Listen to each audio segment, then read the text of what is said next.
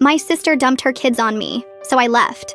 My sister Linda and I have never had a great relationship. We've argued for as long as I can remember. She loves being surrounded by people, always hosting gatherings, while I prefer peace and quiet. When we lived together, she constantly borrowed my things, and her friends would enter my room without permission. Our relationship took a major hit when I was 16, after a huge fight about her wedding. Since then, I've kept my distance. We don't speak unless necessary. I don't go to her birthday parties, and I don't invite her to mine. I barely know her kids, only seeing them during holidays. On February 15th, my mom casually mentioned that Linda would be bringing her kids over the next day for me to babysit. I was confused. I had never agreed to this and already had plans. I told my mom I wouldn't do it, and she said she'd talk to Linda. But later, Linda called me saying she was dropping off the kids anyway. I told her that if she did, they'd be home alone because I was leaving. She didn't care. The next day, Linda showed up with her kids. She started explaining their schedule, completely ignoring me as I repeatedly told her, I'm leaving the house. I'm not watching them. She left anyway. About 10 to 15 minutes later, my friends arrived. I sent Linda a picture of me sitting in their car, texted, take your kids, I'm leaving, and sent the same message to her husband before turning off my phone. When I got back home around 8 p.m., my parents were quiet but clearly upset.